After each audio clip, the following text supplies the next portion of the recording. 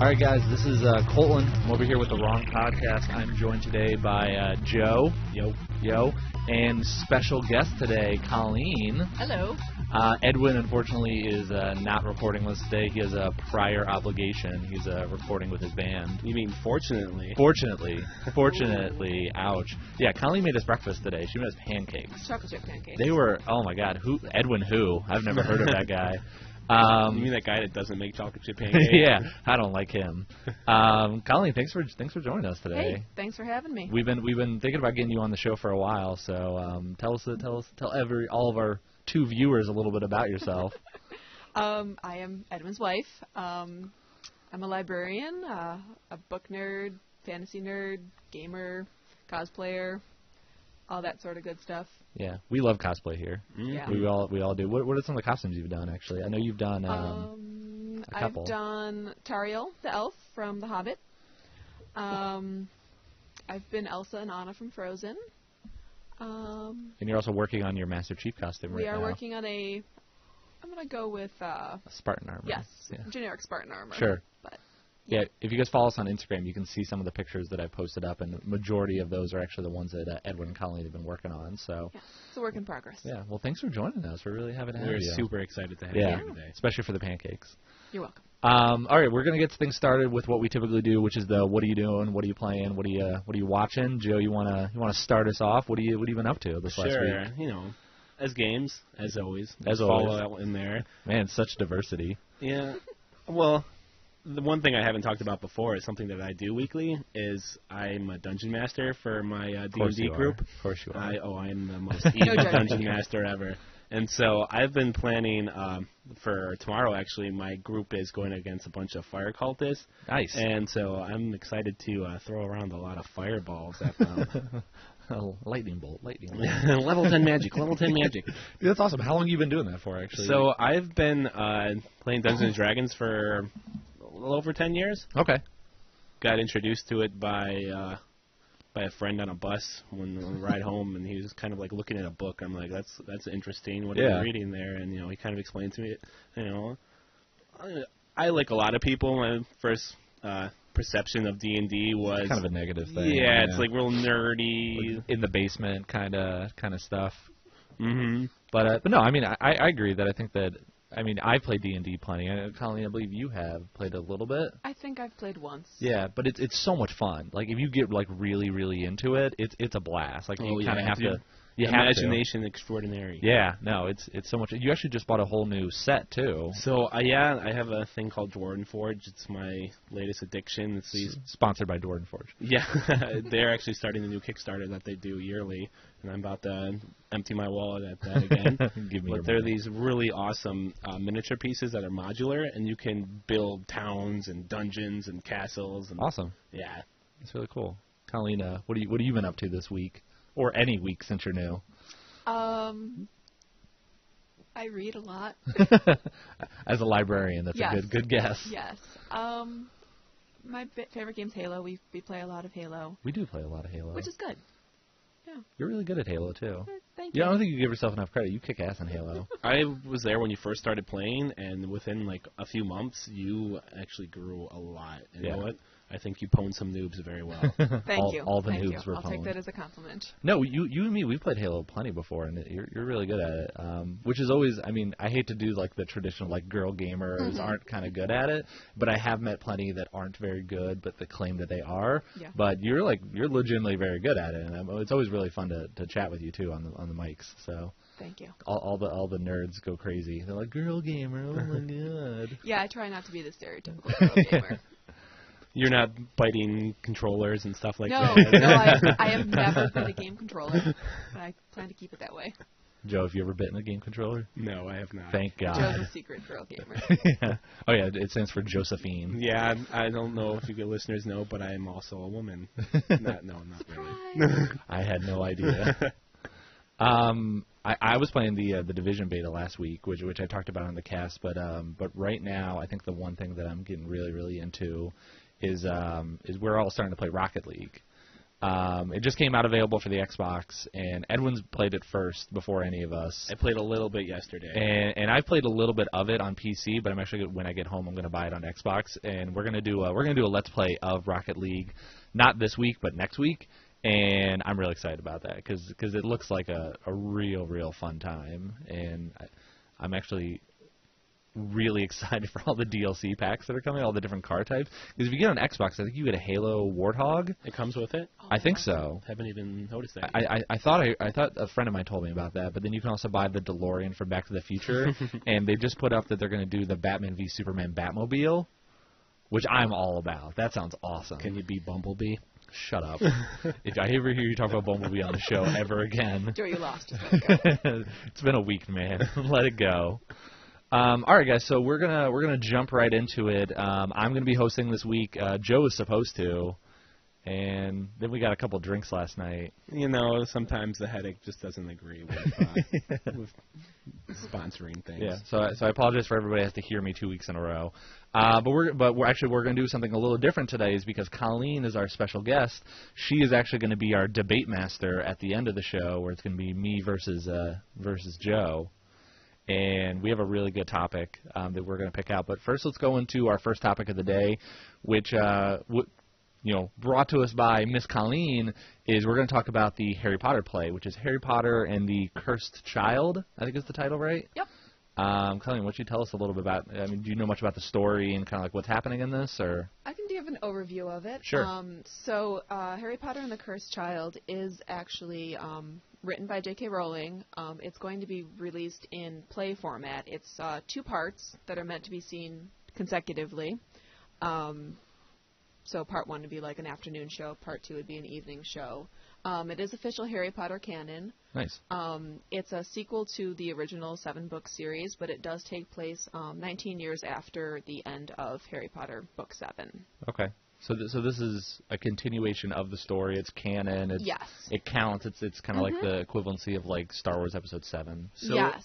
Is it supposed to be the time frame where, like, at the end of Book 7 and where they were all adults and everything, yeah, like and putting they're letting their kids on Hogwarts Express? I believe that's only about, well, because I think that was at the end of the last Harry Potter book. You see Harry and Ginny saying goodbye to their children, getting on the Hogwarts Express. Yeah. I do believe this takes place slightly after that. Okay. Because I think it's when their youngest child is starting at Hogwarts. Okay. And it's kind of the story about Harry's life working at the ministry and his son living up to, being the child of the famous Harry Potter. Right. And just kind of like the struggles of what they're going through at that point in their lives. There's a lot of parallels to that story to the original books, too, because, Harry Potter, his name was a very infamous name. Everybody knew Harry Potter, so to be the child of someone that everyone knows, you probably have that same level of kind of popularity, I guess, yes. or just famousness in the wizarding world. So he's the child of the guy that defeated Voldemort. So it's not going to be about Harry Potter, filling out paperwork at the Ministry of Magic. I'd watch that. I don't know. It will, as well as being released, obviously as a live stage production, it will also be released as a book written in play format. Sure. Interesting. So, it will be released in London. I don't know if they have plans to bring it to the U.S., sure. But we should be able to at least get our hands on the paper copy. So it's literally going to be, the script is going to be a book, yes. too. They'll put it into a book yes. format, yeah. I'm sure that they wrote it with that as an intention. They probably were like, all right, we're going to make a play, but we're going to do a book that coincides with it, so we have to make sure that the play can translate to book and the book can translate to a play. And this is completely written by J.K. Rowling, not... It is co-written by J.K. Rowling and I believe 2 or 3 other probably playwrights. Or people that have more writers. experience yes. with playwriting and stuff like that. So I mean, this is really cool. I mean, for anybody that's a big Harry Potter fan, Colleen, I know you are. Joe, are you a big Harry Potter fan? Oh yeah, I read through all those books. You know, that's the only book I've ever truly binged on was Harry Potter. Like the whole series, You can't put it down. You just got to keep reading. I mean, such great movies too. I'm a big cinematic guy, so like the visual style of them. I mean, you guys know me. I'm probably more of a science fiction guy than I am a fantasy guy, but I love those movies. They are visually amazing. I'm really excited for the new one, The Fantastic Beast. Eddie Redmayne's amazing. So that's true. You know what I'm talking about, Joe? There's another book too. Fantastic and Where to Find them. So they're doing another movie which is based loosely on a book that existed within the Harry Potter universe. I've heard of that. About was it the 1940s? Yes, it does take place in the 1940s, and basically, and it's in New York City instead of in England. So, and it's Eddie Redmayne, who was the guy from The Theory of Everything. He's the guy that played Stephen Hawking. Okay. And he's going to play this guy who's basically looking for these fantastical beasts that have been let loose on 1940s New York, but it exists within the wizarding world. So it's obviously way before any of the Harry Potter stuff, but you know, it's still it's a prequel side story. It's kind of like the movie Creed. Okay, so he's kind of like I don't remember the Weasley's name, but one of the Weasleys was like a dragon tamer. And something like that. That's Bill. Yeah. Bill. Or Okay. Charlie. Thank you. There's so many of those redheads. It's Charlie. Even I know that. I'm sorry. Testing you. So that's coming out eventually. But I mean, the Harry Potter movies, the Harry Potter books, and everything. I mean, they're so popular.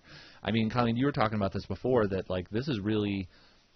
I think a lot of studios, especially making like books to movie adaptations, have been trying to kind of mimic what Harry Potter has done, and none of them have really Some come more successfully than others. Twilight, maybe you could argue. I know. Maybe you could argue that. I mean, it was a very popular thing when it came out. We all have personal opinions about it, yeah. But I mean, it's really hard to mimic the popularity that Harry Potter had. Harry Potter kind of started that trend because you got the Hunger Games, you got Divergent. Ugh. The Ender's Game was another one. I like that movie. It was alright. Ender's Game was okay. I mean, there have always been movies based on books, but this for young adult novels, this is probably the first, the best. Nothing will probably ever top it, really. Yeah, and it's interesting, you know, being a librarian, and you know, a lot of times you see kids and teens not willing to read. Sure. Like they have no interest in it. They think it's nerdy and boring and whatever. I hated reading as a kid. But Harry Potter came out, and everybody was reading Harry Potter, right. And it exploded. And like you were saying, it brought on a wave of popularity with science fiction and fantasy and paranormal and all these things. And Harry Potter, the first Harry Potter book came out in the early 90s. Yeah. I think, and you're looking at, 15 years later, they're still popular. Right. And obviously they're still making movies, they're still working on things. You've got Pottermore, you've got the theme parks in Florida, which we're going to, by the way. Oh, can't lucky. wait. I haven't been there in a really long time, and I'm very jealous. I've seen videos, and that looks in Universal Studios, right? Yep. It looks really cool. Yeah. I've been to Universal Studios is so, like, Disney's great, don't get me wrong, but Universal Studios is a whole nother monster, and it's so much fun, too. My childhood was deprived. I've never made it to Disney World or Universal Studios. I'm from Florida, so, like, I grew up with those places, like, and actually I went to Busch Gardens a lot, too, which used to be a Busch beer factory. Just walked out your door, and you were there, right? Yeah, I was like, I guess I'll go to Universal today. Got nothing going on, yeah. And that or Russell Gators. Yeah, well, I mean, you always hear all those stories about Florida men. Like, roommate ate roommate's hot dog, stabbed him to death. That's my lineage. Bath salts are bath routine. salts. Yeah, it just comes as soon as you walk through a Florida door. There's just bath salts everywhere. No, I mean, Harry Potter is definitely really great, and you're right. I mean, for a lot of people, that was the gateway to a reading experience that maybe they never considered before. Yeah. And I think a lot of people can really say that Harry Potter for them was kind of an entry world into this type of thing. You being a librarian, you can obviously vouch for that. So yeah, and not only that, but it's like cross-generational. You've got kids as young as like 7, 8 years old reading these books, but you've got grandparents reading these books. Right. It's a storyline that was so well written, and it's relatable on so many different levels that a lot of different people, different backgrounds, different ages, whatever, have gotten into those books, and they've continued to remain popular since then. So. A friend of mine recently told me this too. He's like, I wouldn't be reading Game of Thrones if it wasn't for Harry Potter, because Harry Potter to him was the child version of Game of Thrones, just as Game of Thrones is the adult version of Harry Potter. That, I mean, if you grew up reading these books as a kid and now you're an adult and you want something a little bit more mature, you have things like Lord of the Rings, The Hobbit. Game of Thrones is very mature for any. Statement here. I read Lord of the Rings before Harry Potter came out. But no, it kind of introduces you to the world of reading in a very general sense, especially for young adults. So, I think it will be a book that is remembered for centuries. Oh yeah. I think it's going to be one of the most important pieces of literature. I would agree with that. The big question too is, and I guess Colleen, you might be the perfect person to ask this question, is, do you hope that this play, this / book, maybe does a whole new Harry Potter universe? Like, if this is really popular, I don't know if they have plans to make multiple ones after this, or if this is a one-off. Would you want them to continue doing this if this turns out to be really great? Do you want a next generation Harry Potter book that maybe is still within the wizarding world, but maybe just more stories, or do you feel that they're just kind of cashing in on the name and this should be it, they shouldn't continue it? Is this essentially the equivalency of Zoolander 2? Well, I think that's maybe that was funny. Maybe why, at the end of the 7th Harry Potter book, it ends, 10, 12 years down the road, and it's a clear ending, I think, of,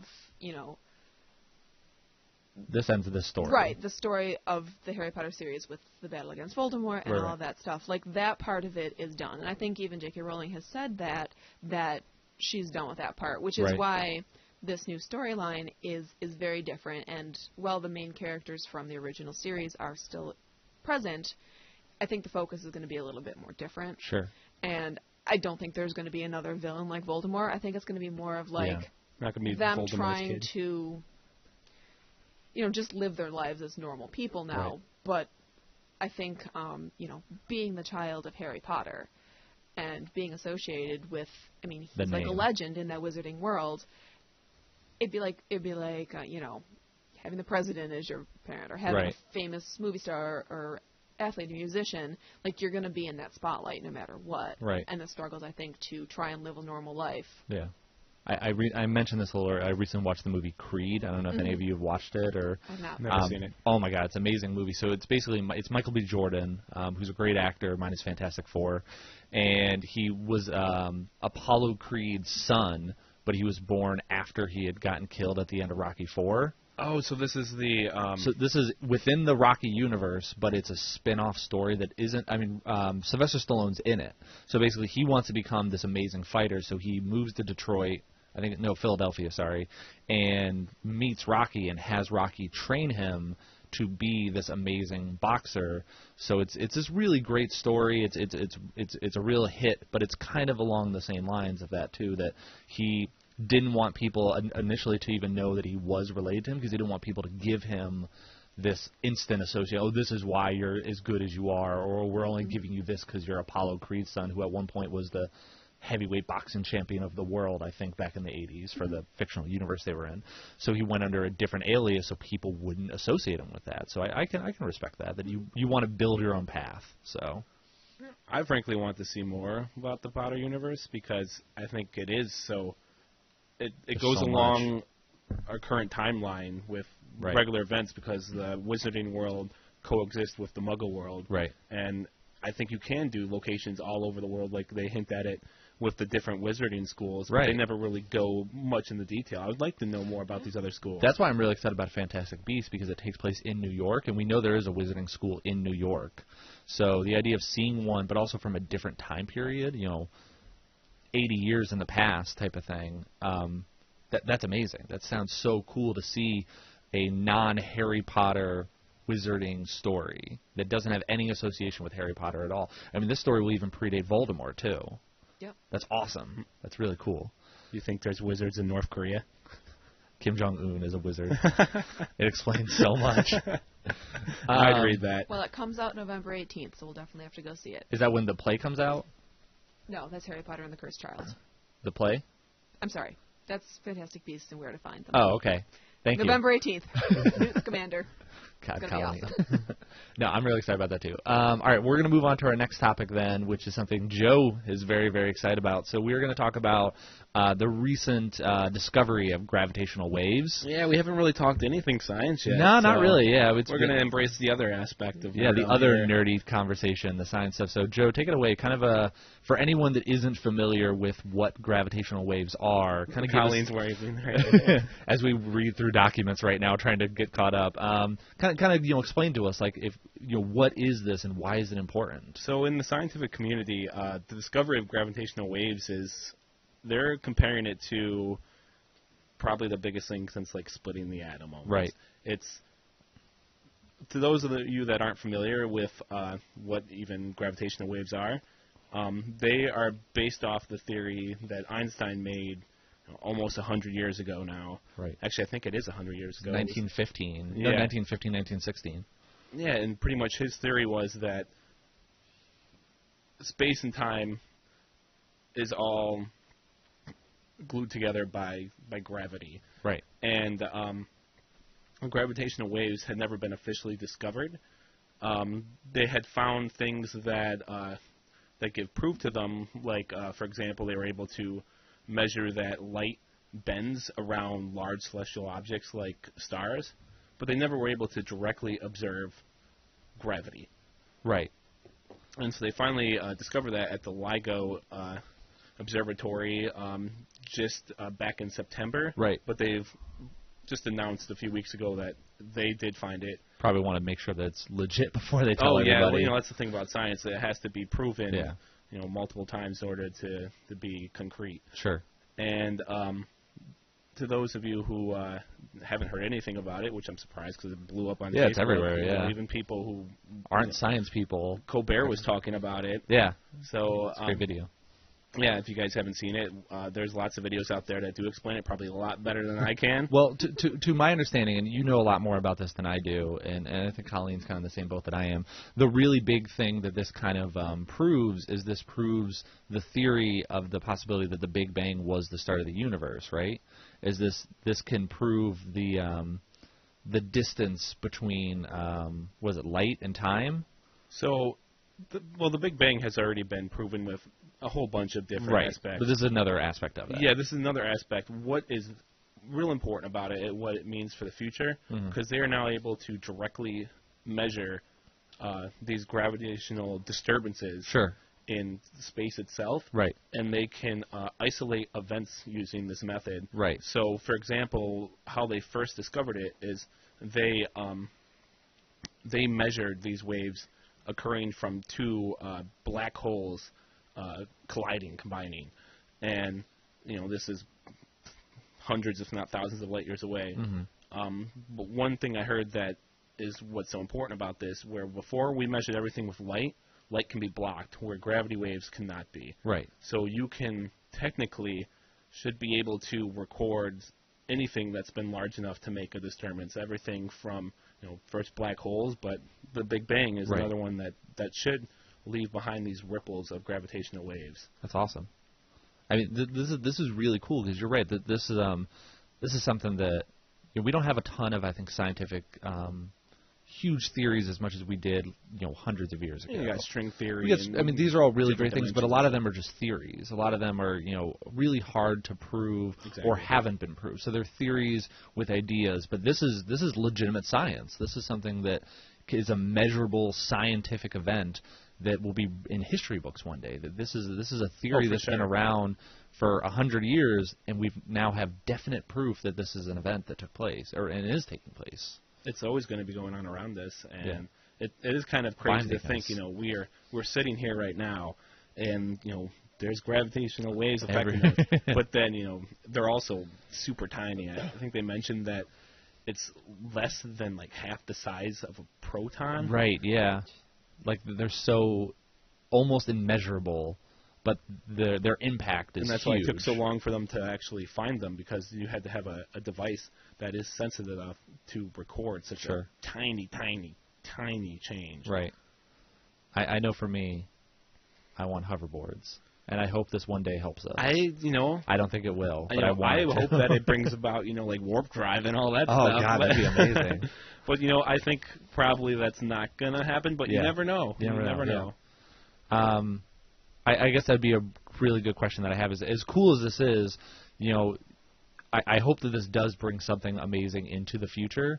And, this could mean so much. And you're right. This could change our idea of even distance between planets and how to travel between them in a way. They could essentially measure things in a different field than we have been at this point. Yeah. So. It's going to help us understand our universe a lot better. Yeah, which is never a bad thing. Yeah. Until the aliens attack. Maybe aliens just don't know. They know, and yeah. Boom! This is the event that caused Independence Day. This is like the discovery of warp technology from Star Trek. So, oh yeah. I don't know if you know about that. So basically, in Star Trek, the Vulcans visited Earth when we discovered warp technology because it kind of put us at a technological point that we were ready to know that there were other species of planets out there within the world. Maybe this is the event where they're like, oh, Earth has discovered gravitational waves. They're ready to know about other planets and other species of aliens. Kind of like Mass Effect 2 when you discovered the technology. Oh, yeah. Dude, that game, so good. I'm looking forward to the new one that should be coming out. The Andromeda? Because it's like a completely different universe. Yeah, you're not Shepard anymore. Not a different universe, but I think different galaxy, sorry. Yeah, different person. Which is good. Shepard's a really cool character, depending on who you made, Fem Shepard or not. But, yeah, dude, Mass Effect was always so great way back when, so I can't wait for more.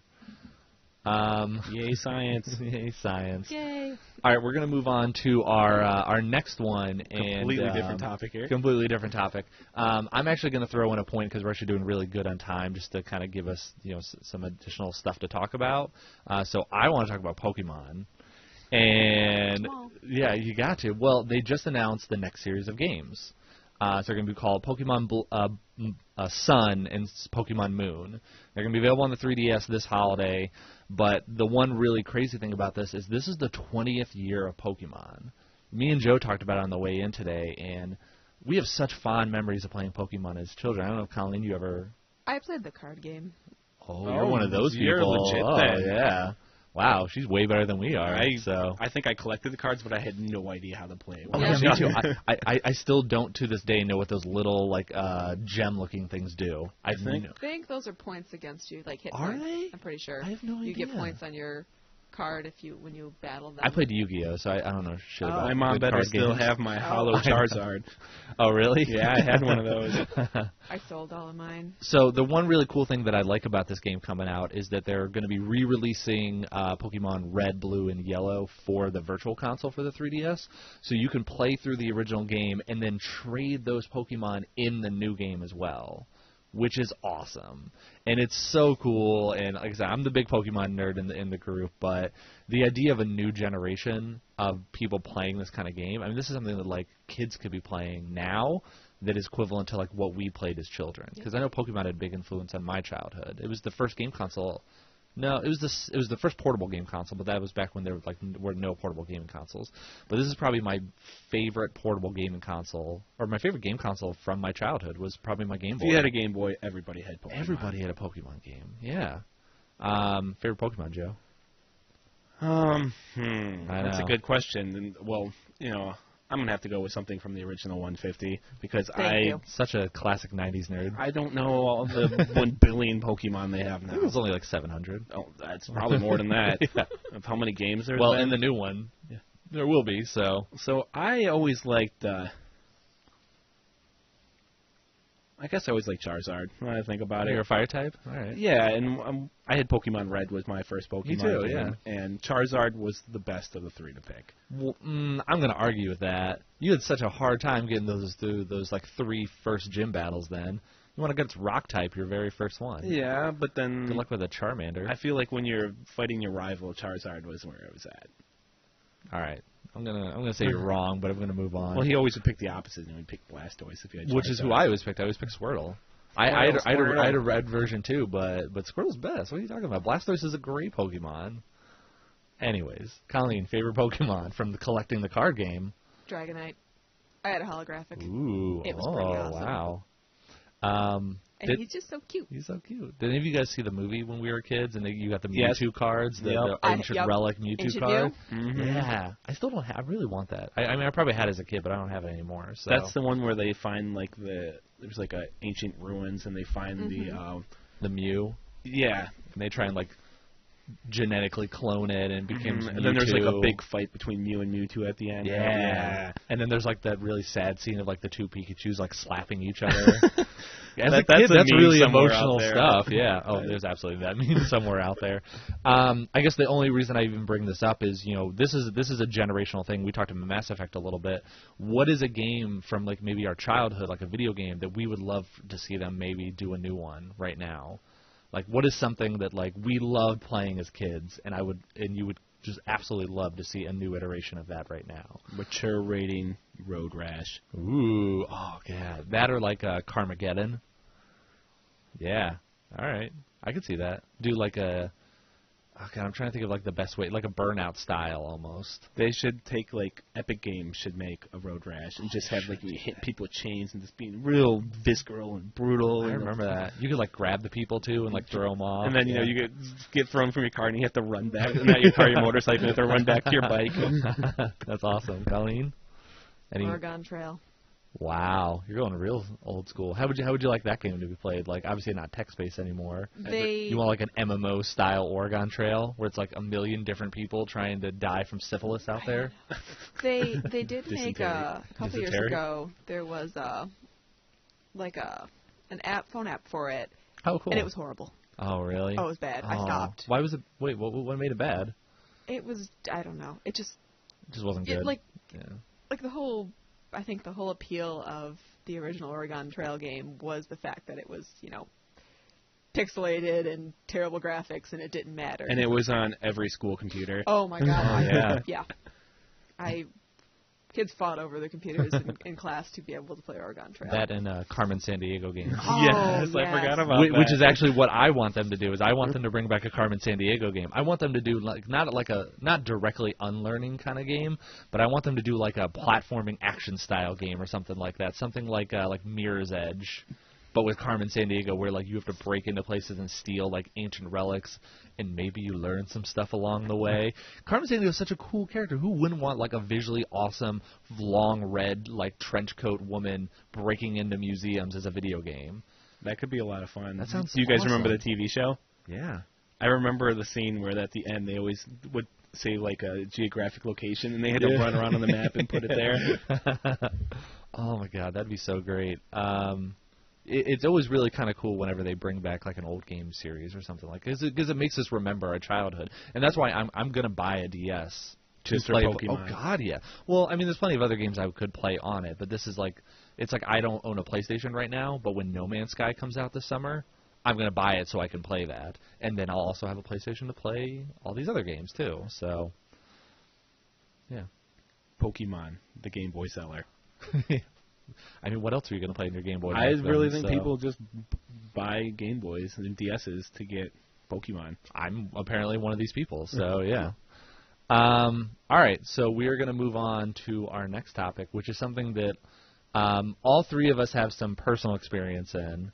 And it's going to be a really, really fun topic, I think, for us to all talk about, especially having Colleen and having a female opinion of this. They can't see you waving, by the way. I know. Okay. We're going to talk about online dating. Maybe she's making gravitational waves. Oh. We're going to talk about online dating. So we're going to talk about just online dating in general, our own personal experiences with it, and kind of also our own personal opinions from it. And like I said, having Colleen having that female perspective of this, you and me, we've had plenty of conversations about this because you met your husband on a unnamed online dating site. Yeah. Sponsored by OkCupid. This episode is. Oh, it wasn't Ashley Madison? Oh. She was one of the one real people on that site. So, I mean, you don't have to go into too much detail for the sake of, privacy, but, kind of maybe tell us, what was your, I mean, obviously you met your husband through online dating, but tell us, what was your overall experience doing online dating as you chuckle as I ask this question? So, being female on online dating is vastly different than being a guy. No, really? Really.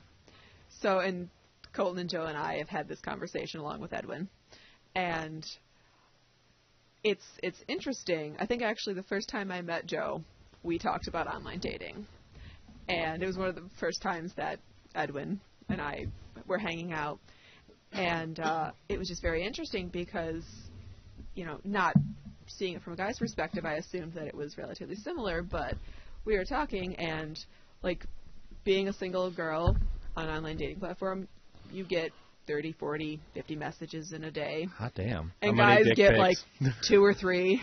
I do want to know that. How many dick pics did you get? Oh. Lots. Man, do guys really think that works? I don't know. But they gotta for think all of you guys out there, the majority of girls don't want to see that when they first start a conversation with you. Have a conversation. Had I don't known, flash your junk. I've clearly been going about this wrong. Because, I mean, maybe some girls are into that, but me personally, I would just be like, yeah, delete. And block. How long were you on it before you eventually started, you know, talking to Edwin and then eventually got off of it? So it's a bit of an interesting story, actually. I had been in a long relationship before online dating, my only serious relationship, and didn't end up working out. We went our separate ways, and decided after a while to try online dating because I wasn't really a big, like, going out to bars and meeting people sort of thing. And I met a few interesting people, a few weird people, a lot of weird people. No, what? Weird people on the internet? Oh, my goodness. Who'd have thought? We won't go into that in too much detail. Yeah. But I ended up having 2 short relationships with 2 different guys that, for various reasons, didn't work out, but, you know, no hard feelings. Edwin actually messaged me in between those 2 relationships, and I had just started seeing another guy, so I never messaged him back. And, you know, fast forward 6 months, that relationship didn't work out, and I was back on online dating, and Edwin saw me, remembered me, and was like, oh, that was the girl that I really wanted to talk to. So he messaged me again, and we started talking. And at that point, I was, like, leery about jumping into anything because that had not worked out very well the first 2 times. So we talked for several weeks before we finally met, and the rest is history. Yeah, we met and hit it off. And aww, that's adorable. Yeah, and now we've been married for 1.5 years. Congratulations. So, but yeah, I will definitely say it's like trying to find a needle in a haystack. It really is. Yeah. And for those of you who've had experience or thinking about online dating, you need to have perseverance and kind of go in it with like a, you know. A friend of mine once compared online dating to speed dating every single day. Yep. Where you're right. I mean, you're gonna. I mean, the whole point of dating, anyways, is to find someone that you are compatible with, and you're gonna find tons of people that you aren't. Online dating is just a very quick way of determining who you are and are not interested in a very convenient manner. So it's funny because early on when I had started, you know, creating my profile and stuff, the site actually matched me with the guy that I had been dating for like 6 years. Oh, you told me about that. We had gone our separate ways, and I was like, oh, you have like an 80% match percentage. And I was like, yeah, well, that 13% matters. Oh. So. Oh. But, every I mean, guy. that's the thing. You it can't, always matters. even if you're 100% match with somebody, that doesn't mean that you're going to really be compatible. And that's just a survey. That's not an actual person. Not to mention, those are questions that you answer with what you believe. I mean, a lot of guys probably, and maybe even a lot of girls, will probably answer those questions based on what they think people want. Like one of the questions that they asked me, because I'm also doing online dating right now, is like, would you date a messy person? The answer is kind of irrelevant for me, but I don't remember what I wrote down for it. But, I mean, it could be yes, could be no. I guess it depends on how messy. I'm somewhat of a messy person at times, but sometimes I'm a very clean person. My car wouldn't reflect that, but my apartment would. So your apartment is spotless. Thank you. I like my apartment. It's very clean. So, but my car is a wreck. There's just shit everywhere. Yeah, I mean, I've done my fair share. I've dated some girls that I met on online dating. It's a very convenient way, and especially nowadays in a very technologically driven kind of society that we have, online dating it just feels like unfortunately, the natural way that dating should be going. But I still think that you could still meet people. I mean, I've met people outside of the internet. Surprise, surprise. At bars and things that I've done and events that I've done. I met my girlfriend. Lo and behold, we were at a party, the old school way. Exactly, yeah. The old, you courted her for weeks type thing. You met her father and dueled him for her love. But yeah, I mean, I think it's a convenient way, but it shouldn't supplement the idea that you could still go out and meet people. But I think it does have a place in our society right now. Yeah, so. I kind of became numb to online dating because I was a guy who was curious. I wanted to see what it was really like on the other side of the fence. Sure. So I created a dummy profile. Oh no! I just Googled a girl, on Joe. Facebook. I took some of her pictures, You're and such an internet troll. I made a fake profile. In my defense, who wouldn't want to see what it's like on the other side? And I didn't get anybody's hopes up. I didn't respond to anybody's for messages. Weeks and, yeah. I only kept it up for 24 hours. Okay. And I got. You just want to see how many messages you get. I got about 80 messages. And I picked an attractive girl, but not super attractive. I would like an 8 out of 10. So a pretty good looking girl. But I got about 80 messages in that 24-hour period, and it was kind of I didn't respond to any of them because I'm not really a girl and I'm not trying to pretend or anything like that. But some of these guys didn't respond for a few hours. They'd be like, "Oh, I'm not good enough for you," blah blah blah. Yeah. Wow, really? That's really. I mean, you and me have talked about this, but it's really interesting to hear from a guy's perspective too, because it probably gives you a big appreciation to be the other end of that too. Also though, I was kind of jealous. I'm like, when you're a guy, you get that one message a week, and you're like, yes. Yeah, I mean, you're right. For guys, I mean, for me, because I'm the only one of the three of us that is doing it at the moment. I mean, I have to message people. People do not message me. I will get that rarity of someone, but unless I go out and kind of pursue people, very rarely am I pursued. But on the opposite end of the spectrum, I mean, this has got to be some kind of social stigma that guys are the ones that have to be the leading men in a relationship, and girls have to be the ones that are being chased after. Well, think about even like you were just saying, look at marriage proposals. You see less so now, but if you see a girl propose to a guy, it's like, oh, she's so edgy and trendy and feminist and all this stuff. But the norm is that guys propose to women, yeah. Right, which there's nothing wrong with that. But no. But I think it's the same thing extends to dating, where the guy is supposed to make the first move, and that it's almost assumed. I think it's also kind of a stigma that we have in our society too, that especially right now in their generation of 20-something-year-olds that we're all kind of fit into that bill, is that a lot of the girls grew up in the Disney generation. And it's a really weird thing to say, but it's really true. They want their knight in shining armor. They do, yeah. They want their guy to visit them in a castle and save them from this, that, and another thing. And I think a lot of girls show up with a Ferrari instead of a pony. Yeah, I mean, that's what I want too. But I think a lot of girls do want that. But it also goes the other end of the spectrum too. That guys grew up in the same generation. We grew up also watching the same movies, so we believe that we have to go out and save the girl and be her knight in shining armor. So I think it's a two-way street. It isn't just girls expecting it. It's guys thinking that they have to do this, or else a girl will not care for them the way that they want to. Well, I think there's plenty of single guys out there that would love for a girl to make the first move move on them. I will absolutely vouch for that. That if I was going out for a drink and a girl walked up and was like, "Hey, let me buy you a drink," I'd be like, "Oh God, yes, thank you," and I would be super into it. But we have feelings too. Yeah, I like to cuddle. I like to be the little spoon from time to time. Who doesn't, Joe? Gay. Aw, come on, you love being little spoon. Now. You know what? You do. It's good to switch it up sometimes. Yeah, okay. Colleen, you love being big spoon from time to time, don't you? I like being all sorts of spoons. Whoa. Wow, all right. She's a spork sometimes. A spork. Spatula. She did make us pancakes, so they were great. I guess the final kind of takeaway that we can go into this before we move into our last topic of the day is, are you happy that you did it?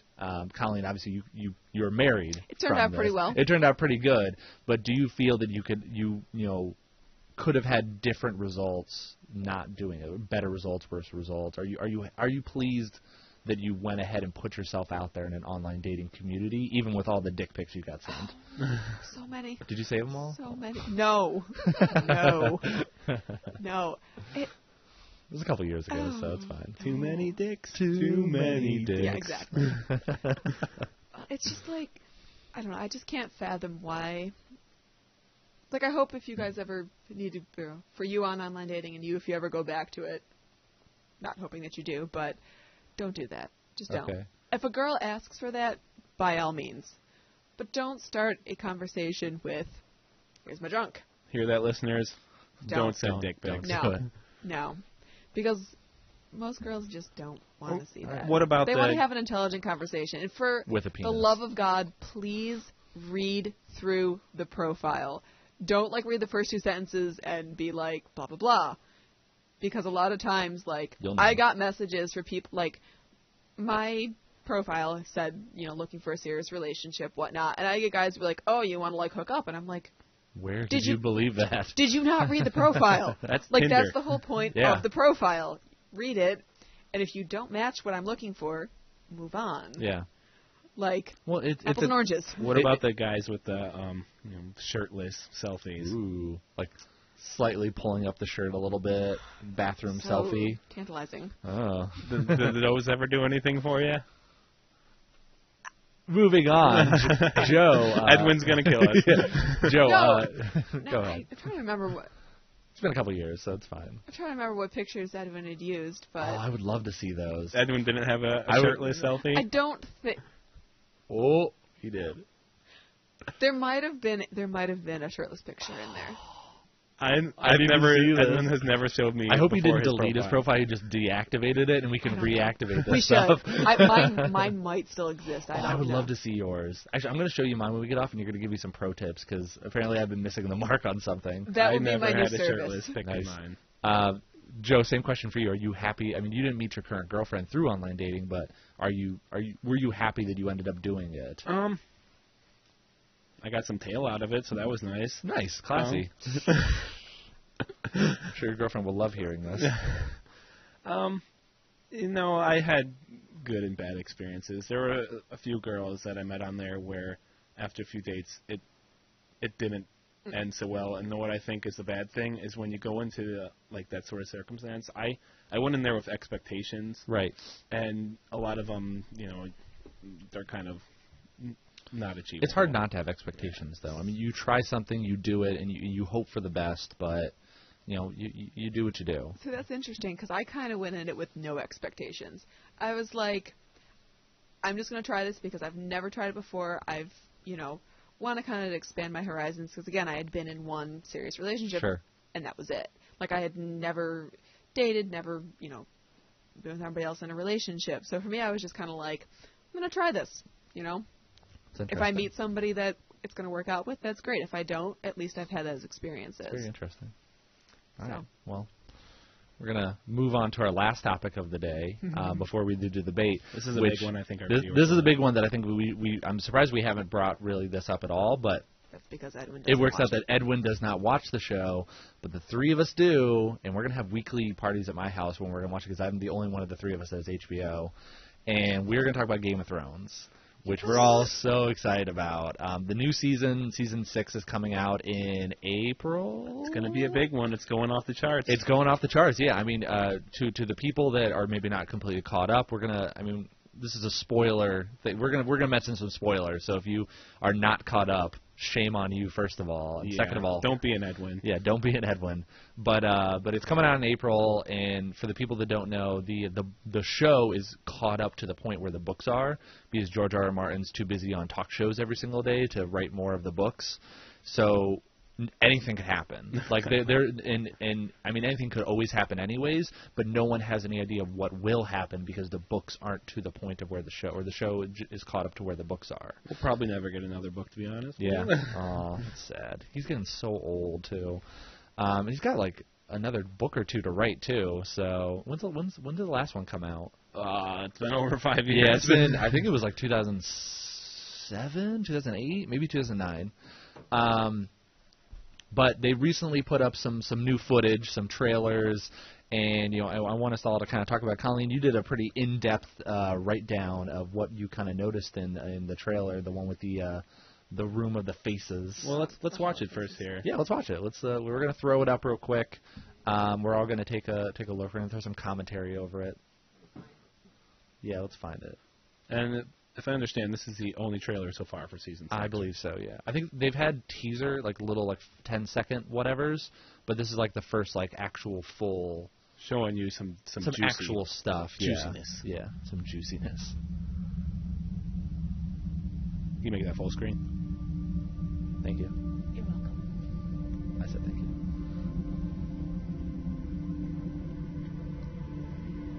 Oh, man.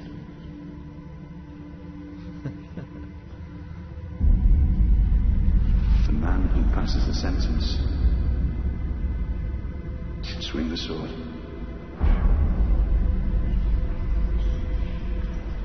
I've won every battle, but I'm losing this war. Show them how it feels to lose what they love.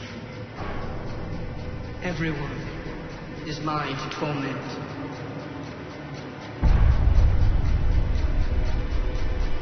The long night is coming.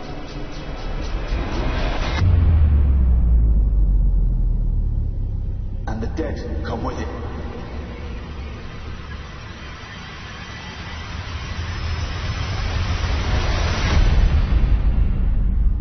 Awesome. So yeah, I mean this is a teaser trailer. It's not like the full trailer. I'm sure that'll be coming out real soon. But still, I mean we get to see a really cool look at some stuff. And Colleen, like I said, you had written down some people that were noticeable, people, the faces in the Hall of Faces. I did. That you wanted to kind of bring up some points. Yes. So. Go girl. Noticeably, the ones that are for sure dead: Ned Stark, Catelyn Stark, Robb Stark. Robb Stark died? OMG, Oh Colton. God, Red Probably Wedding. from a fan. Aw. I didn't want to talk about that episode. Joffrey and Ygritte. All of their Ygritte, yeah. Ingrid, yeah. All of their faces were shown in the trailer, and those are people we have confirmed her. And that was kind of in the Okay. beginning of the trailer. They showed Yes. the dead people first. Yep. But they also yeah. show Daenerys, Arya and Sansa, Tyrion and Jaime Lannister, Oberyn, and Tormund. I think that's how you pronounce it. Tommen? Tormund's the wildling. Oh, yeah. Yeah. Yeah. And obviously also Jon Snow. Which, Not confirmed. Which, if you've seen the last episode of Season 5, you know that it ends looking not good. He is stabbed But quite a bit. He Before is. the watch.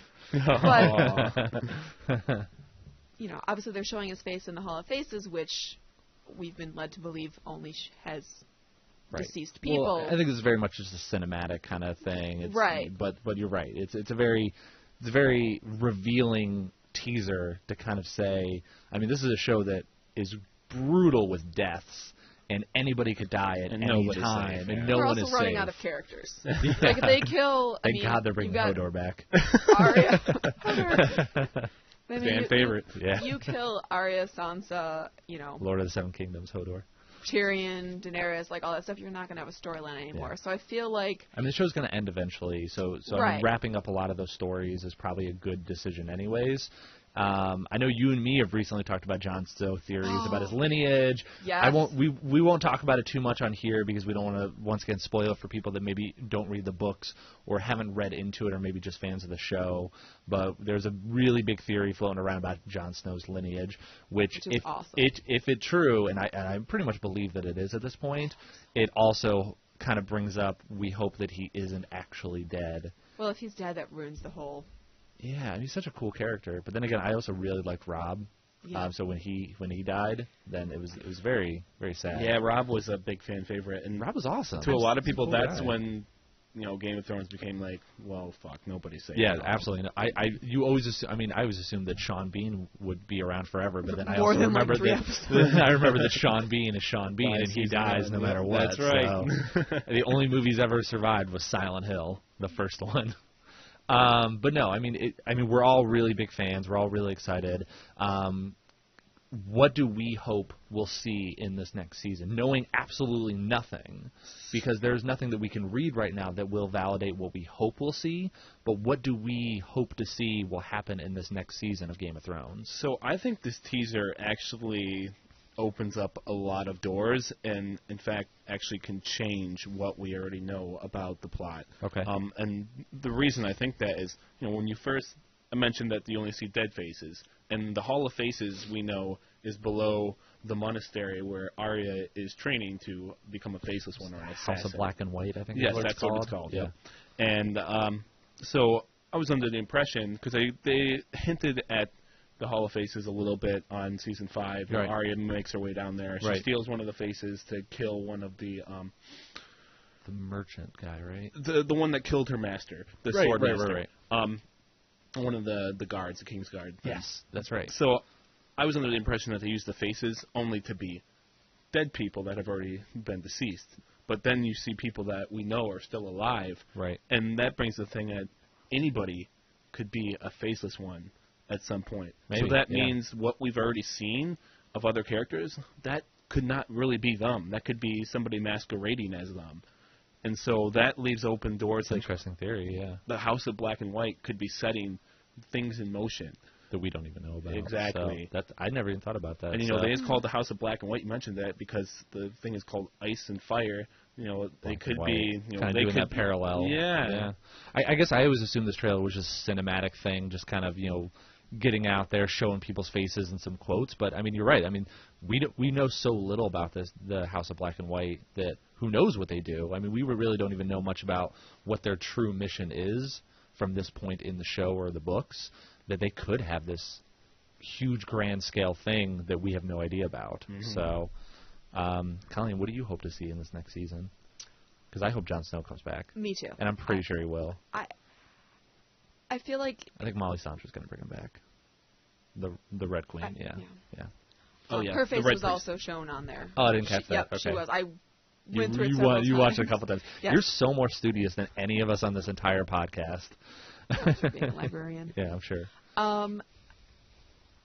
I wanna get back to Bran and his storyline. Right. Because he was entirely missing for the entirety of Season 5. Yeah, he's got some big things coming for him. He's a green seer. Yeah. Yeah. So apparently there's been shots seen of him on set walking, whether or not that was between takes or not, or whatnot. But I missed that storyline, and I really want to see what happens to him. It ended. Not ended, but I think it was season 4 was the last time we saw him. Yep. It ended in such a crazy way, and then they just didn't have it. It was the biggest cliffhanger. Right. Probably one of the biggest cliffhangers of the entire show was, who is this man? What is this tree? What the fuck is going on right now? And I really want to know more about that. That story's going to be really, really interesting. For me, any Daenerys story has always been my favorite stories. Yeah. She's got dragons. She's got dragons. Daenerys Targaryen is such a badass character, and it's so cool, and especially now that you're kind of merging the lines of Tyrion joining that storyline. Mm-hmm. That's something that's really cool about this story is there's always been this divide. There's always been Daenerys and Drogo stories, and then everyone else. Yeah. So taking these characters and kind of blurring this line of now, because they've mentioned her before a couple times, like in the courtroom meetings and in the chambers and all that kind of stuff. But to have him standing next to Daenerys Targaryen is such a cool thing. Well, she's separated though again. She's out in the middle of nowhere and back where she started in the beginning of season 1. She's with the Horse Lords again, pretty much taken captive. Right, she took the ride on the dragon and then got dropped off, and then So that will be interesting to see. Her story is going to be really, really interesting, and I'm really, really looking forward to it. So, Game of Thrones coming out April sometime.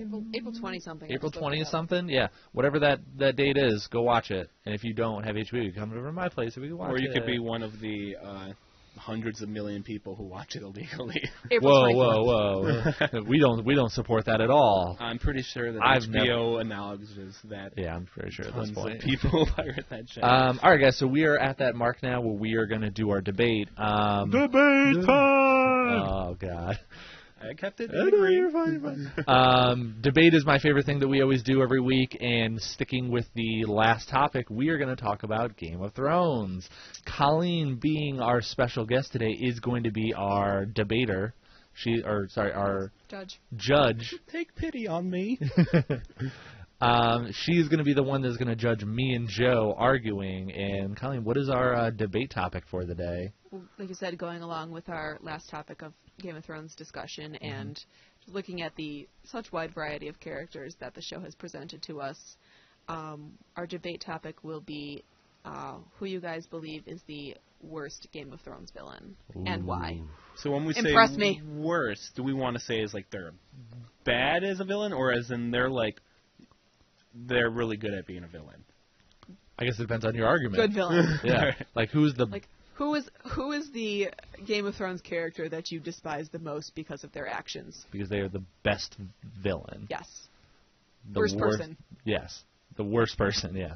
So Joe, you're going to go first. I always go first. No, shut up. You argued that last week, and you didn't have to go first, so you're going first. Okay. So, the worst villain, everybody thinks Joffrey, but I think 3 minutes. All right, we're starting the timer? All right. Yeah, you can just start We're now. right at the hour mark, so Go. perfect. So everybody thinks Joffrey, but I think of him as the most hated villain. Right. I don't think he's the worst villain. Okay. I'm picking the mountain who rides, Gregor Clegane, as the worst villain. Okay. And I think that he's been involved pretty much season 1 all the way through season 5. He's been in every single one. Sure. And he starts off right off the bat. You know him as a bad guy. He's the dog of House Lannister that they just released to cause absolute chaos.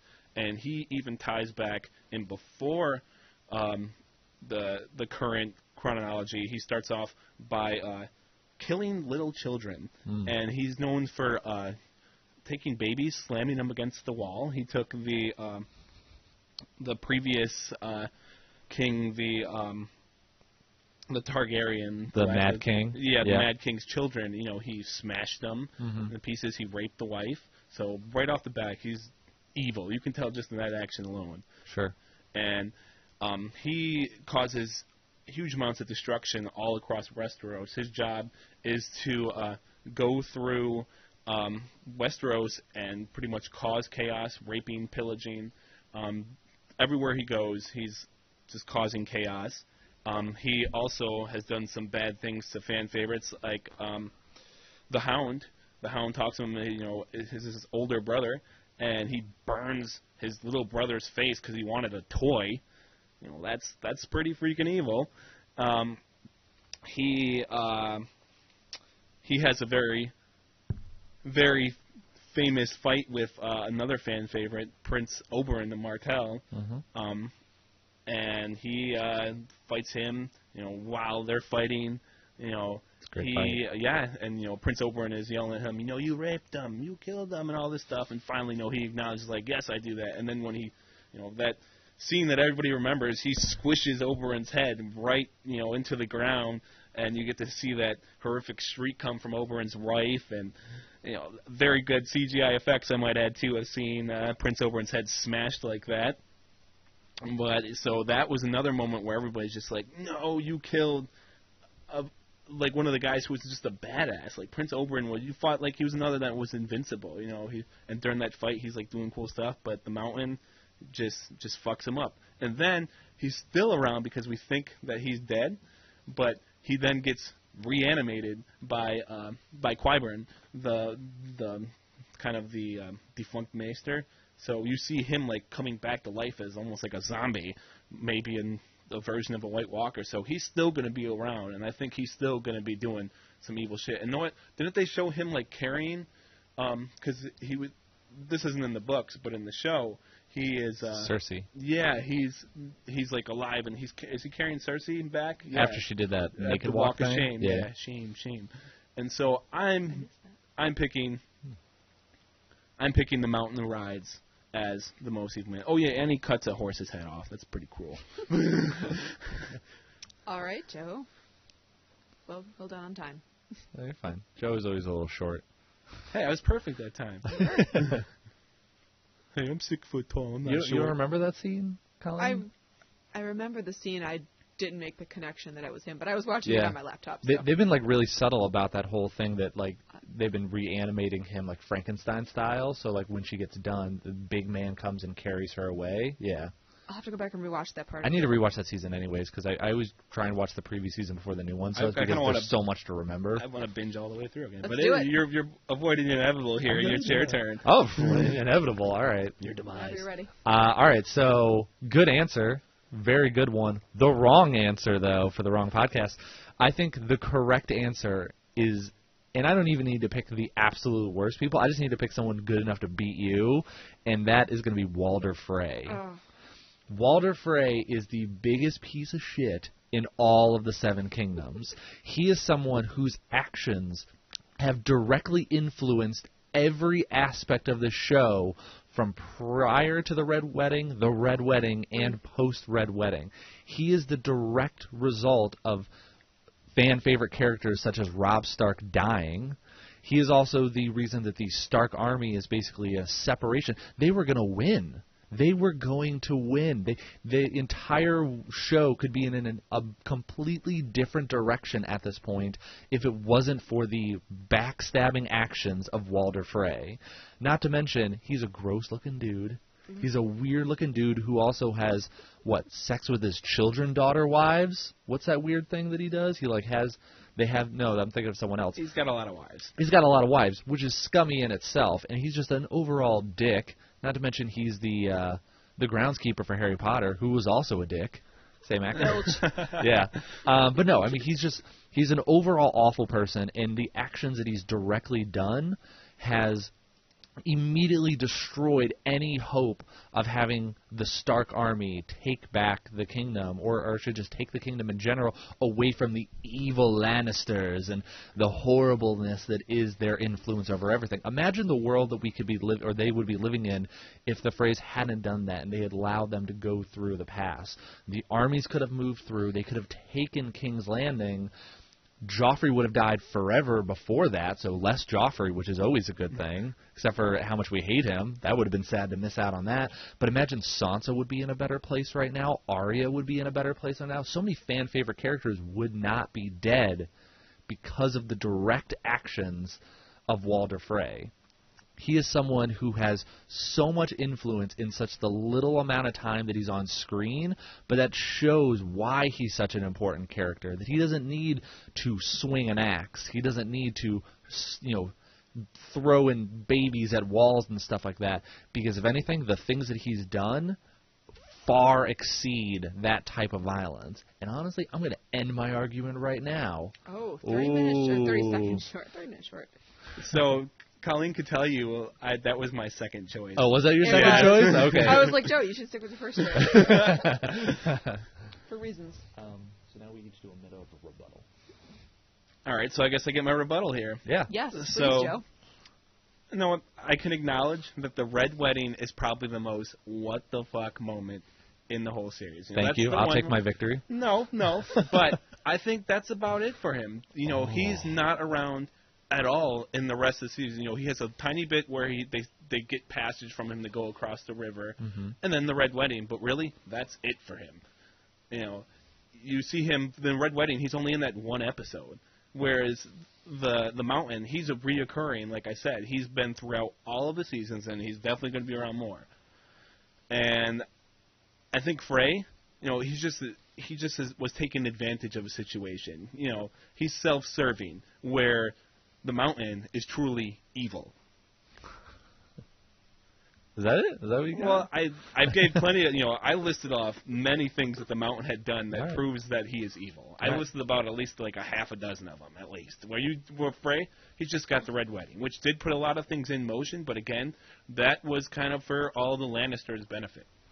That was set up for the Lannisters, where I would say that's more for Tywin and Joffrey than for the Freys. And because we all know the Freys get what's coming for them. All right. I will rebuttal your rebuttal with a buttle by basically saying your argument in your original thing was that the Mountain was a Lannister lapdog, how is what you just said any different than also having an agenda with the Lannisters? Maybe we should have absolutely nothing. So basically, you're right. He has the Red Wedding, one event, but that event in itself changed the pace of the entire war because of one person. He doesn't need to go around killing Prince Oberyn. He doesn't need to go around doing this, doing that, because he has other people that have now directly done these things for him. Would you rather be the Mountain and kill a couple people, a dozen the Mountain people? has killed lots and lots. He has killed lots and lots of people, but did you see the amount of Stark soldiers that died just at the Red Wedding? And now we're not even including the amount of people that have died through the war with the White Walkers, which would not have been as bad up by the Wall if the Starks had won the war with the Lannisters. The fight with Prince Martell, that fight was for Tyrion's freedom. Yeah. Tyrion would not be in the situation he was in if it wasn't for the Mountain. Yeah, and you know what? It doesn't matter anyways because that didn't go well for him. It doesn't really matter which way that would have gone anyways. Yes, we have Tyrion now hanging out with Dany, so I'm really glad that everything worked out. Tyrion could still be in Westeros if he had won that fight. If Prince Martell had killed the Mountain there, would not died. Okay, so you would rather have him in Westeros than having Sansa Stark being raped. Joe supports rape is what I'm hearing. There's a lot of rape going on, and know what? Yeah, and you know what? It would not have happened at all because of the influence that Sansa had to marry that jerk Bolton, which would not have happened at all if Walder Frey had not gotten involved, because then the Boltons wouldn't be the Wardens of the North right now. You are supporting this horrible event that happened to this innocent child. I'm going to interject here. Yeah. Because I think you're over your We're way over time. You buttled way too much. We did, but then we just started yelling at each other. I apologize. So you got to make a decision here. You got to talk a little bit what you think. Yeah. All right. So I do see the validity of both points. Especially mine. Shut up, you. My turn to talk. Okay. So as far as the Mountain goes, yes, he is a cruel person, and down to his very core, and the actions that he has done throughout the series have been horrific. He's killed countless innocent people, and he's just a nasty person overall.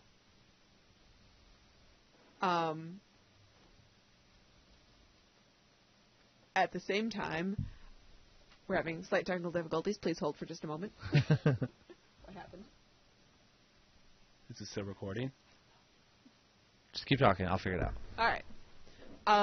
At the same time, looking at Walder Frey, for example, well, like Joe said, in rebuttal to Colton's argument, he may be, he may have not, directly killed those people, but he is responsible for not only a lot of deaths, but it's like a domino effect. Like the Red Wedding triggered so many other things that have gone downhill in the storyline of Game of Thrones. But both of those things aside, I think what my deciding factor is going to be is that the Mountain is a hired killer, and he does whatever he's told. So yes, he is a killing machine, yes, he is killing all these people, but he's doing it at the command of others, and he's not doing it for his own self-gain, but just because he's doing what he has been told to do. Whereas Walder Frey did everything that he did for his own, to advance his own goals and his own family and his own power and everything. And to me that... We good? We're so good. Okay. To me that sort of self-driven desire to benefit himself kind of makes him worse. So I'm sorry, Joe. You both had very good arguments, and they're both. How many times can Joe lose? Hey, you're tied with wins for Edwin. There's honestly I just have one more. I have way more losses than Edwin. No. Countless villains in Game of Thrones that we could argue for a week probably, but I'm going to have to go with Walder Frey. Yeah. You know what? I do kind of side with you because that was going to be my choice. Yeah. The Red Wedding is such a horrific moment. It's really realistically probably that, the Purple Wedding, and maybe the death of Ned Stark are probably the three biggest events in the show's history. I mean, arguably probably some of the most impactful moments that have happened in the entire show. Though I am going to throw in when Melisandre killed. Oh yeah, I know what you mean. That was rough. Oh, the shadow. We still don't know what's up with that shadow demon. Yeah, Ramsey. No, she she killed Baratheon. Stannis' daughter. Yes. I was. That moment. Yeah, when last she season. when she sacrificed, when he killed, she forces him to sacrifice his own daughter to try and get him power, and then the Right. spoilers, by the way. His wife kills herself, and then he dies in battle. But you're thinking of when the shadow creature killed Ramsey Baratheon. They still don't explain what the fuck that was. Yeah. He comes out of her cooch, shadow demon. What? Oh yeah, that was weird. Yeah, that was really weird. Fun fact about that actor: he's actually going to be on the Netflix Marvel show Iron Fist. It's like the continuation of the Daredevil show. So. Anyways, this about wraps it up for our time. We're just about there, guys. I want to thank everybody for watching. We are going to be putting up a Let's Play this week as well, so hang tight for that. This episode will be up as soon as we have all the stuff put together for it. I want to thank Joe, my partner in crime, for hanging out this week. Special thanks, of course, to Colleen for filling in for Edwin. Thank you, Colleen. Thank you guys for having me. Did you have a lot of fun? Yeah. Oh yeah. We will be sure to have you back, but guys, like, subscribe, check us out on Instagram, Facebook, and we will see you guys next time. Bye-bye. Bye.